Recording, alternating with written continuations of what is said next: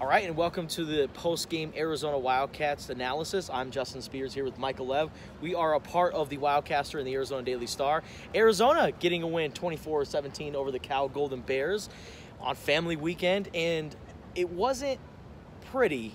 Arizona's offense, they struggled, but Arizona's defense forcing 5 turnovers. Michael, you watched a lot of Arizona football games the last couple of years. Was this probably, just looking at this season, was this probably the most impressive performance, especially in the second half for Arizona's defense? You have to say so just based on the fact that they scored 2 touchdowns. The offense scored 10 points and the defense accounted for 14. Yeah. Right? This is not anything that we expected to happen. What's really weird about a very strange game is you could make a case that the defense really didn't play that well for the first, 2.5 quarters or so. They couldn't get off the field. They were struggling on third down. But with the offense really having a tough time getting anything going, the defense rose to the occasion in a big way.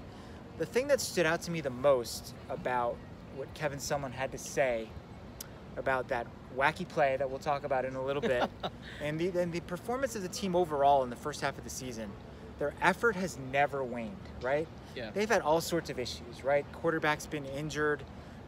They were down 31 points against Houston, down 24 points against USC, and they've kept playing hard.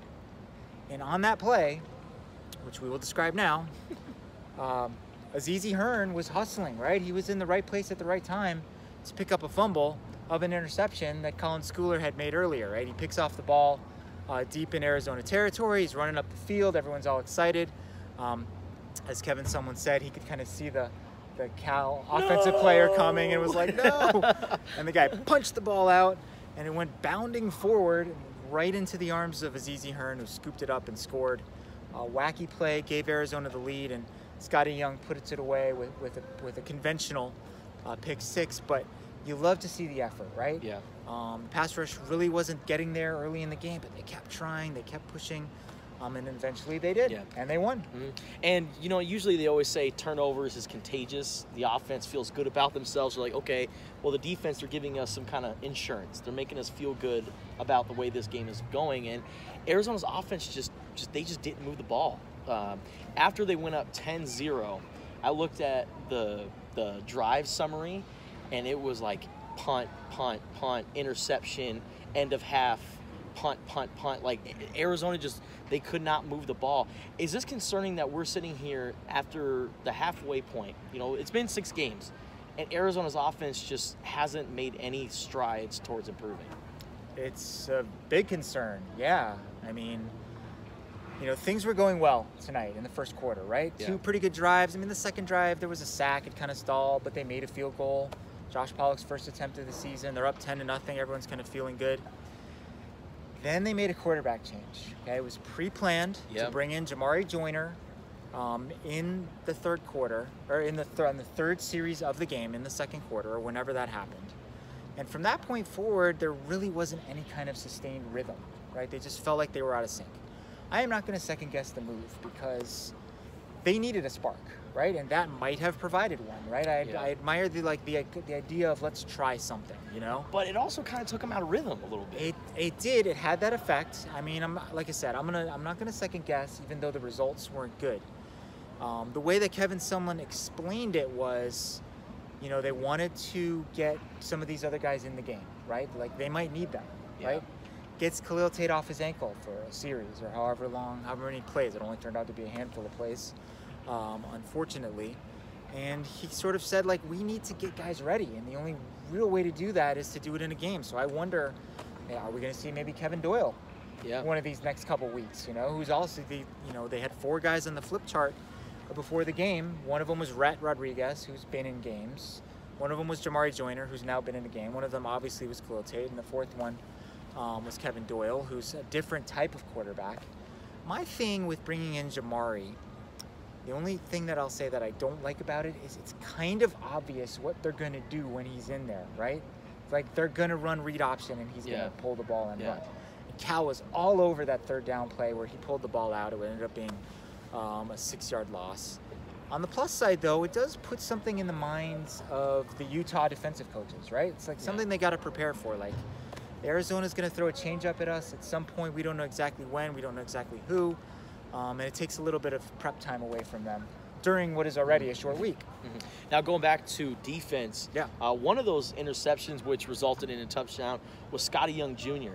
And obviously he was suspended all spring and most Part of of training camp, most the of the first summer, game, yeah. and suspended first game for undisclosed reasons.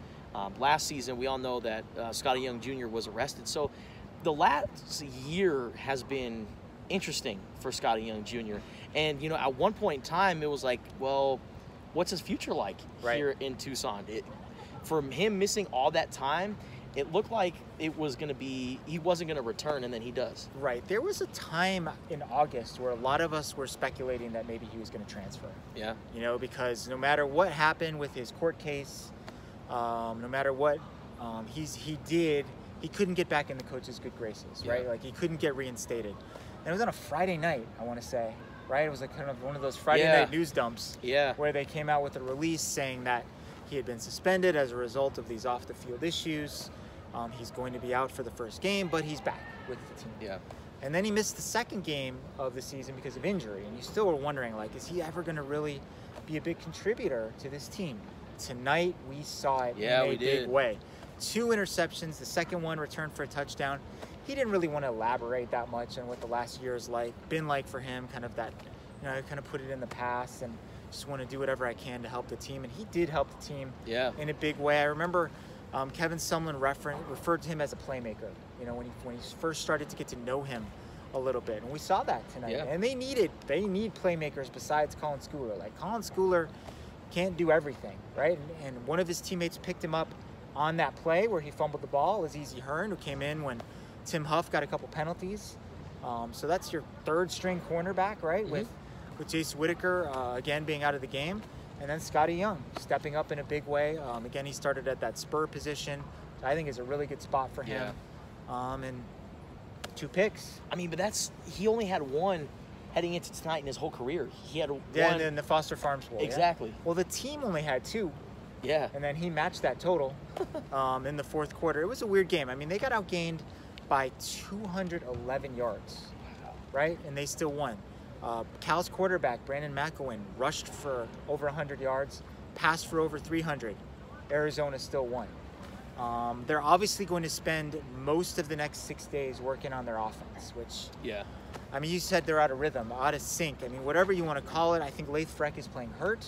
That's a big problem, but you can't, everything can't be dependent on one offensive lineman. Yeah. Right? Like, they've got to, I don't know, maybe they need to pass to set up the run, because the inside run game is really being stuffed right now. It's been MIA. I still think there are more opportunities for Khalil Tate to pull and run the ball. And I think before we go, Justin, we should probably talk about that one play, right? They're backed up all the way down that end of the field. It's 3rd and 9 at their own 4-yard line in the fourth quarter. Yep. Right? And Khalil pulled the ball. And there was tons of room on the outside. I feel like there was room for him to do that earlier, but this time he did it. And he showed the speed, and he got 17 yards. Like, if I had told you guys that a 17-yard run would be his longest run of the season in week 6, you never would have believed me, but it was. And as Kevin Sumlin mentioned, it bought them a little time, bought them a little field position.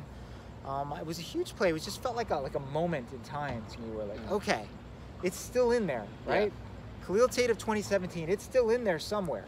It is October. We saw him hobbling around again. It is October. It is October. Right? We saw him hobbling around again, right? That play where he got yanked down by the face mask, I'm sure that didn't feel very good. There were several cheap shots thrown by Cal in this game. I still don't understand on the play that happened right near where we're standing, where Isaiah Hayes gets, targeted and knocked out of bounds, and then the referee said the contact wasn't significant, even though Isaiah needed to be helped off the field. If it wasn't significant, why did he need to be helped off the field? I don't know. Anyway, a lot of weird stuff happens when Arizona and Cal get together, right? Oh yeah.